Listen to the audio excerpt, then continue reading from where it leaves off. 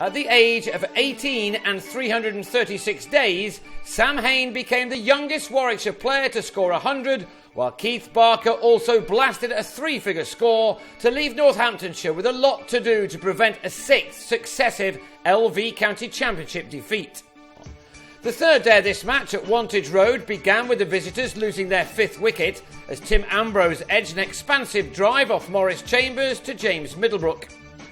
Warwickshire were now on 283 for 5 in reply to their hosts' first innings score of 312.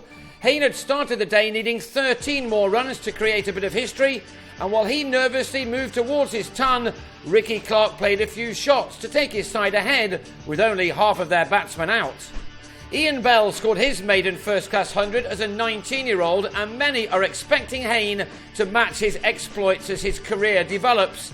In just his fifth first-class innings, the youngster turned a ball from Stephen Crook to the fine leg boundary before jumping for joy. It was a wonderful moment for Hayne, who'd used up 224 balls for his maiden ton, an innings containing 9 fours and a 6. On his first-class debut, Hayne was already drawing comparisons with Jonathan Trott in the way he went about his business. One thing he clearly matches Trott in is his love of batting. He continued relentlessly on as Warwickshire tried to build as big a lead as they possibly could. With Clark looking to push on at the other end by planting Middlebrook over the long off boundary for a 6, Northamptonshire must have been fearing the worst once again. With the score on 369 and the lead at 57, they did at least remove Clark for 46, Ollie Stone winning an LBW decision to end a 6-wicket partnership of 86 made in 20 overs.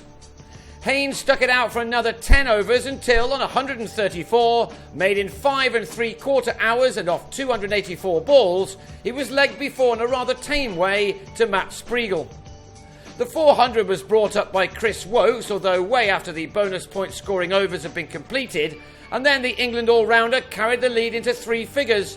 Northamptonshire needed to bring an end to this innings as soon as possible.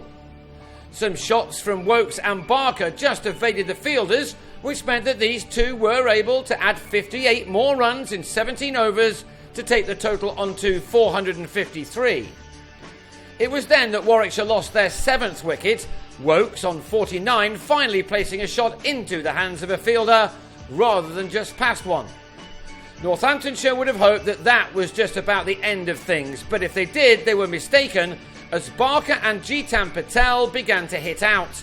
Barker, a talented batsman, has not been in any kind of form this summer, but he looked very good here against an attack which was beginning to flounder. Patel made a runner ball 34, an innings including this 6.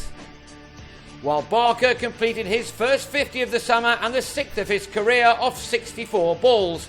He has had a habit in the past of turning 50s into hundreds. In fact, of the 5 previous times that he'd made a half-century, he converted 3 of them into tons.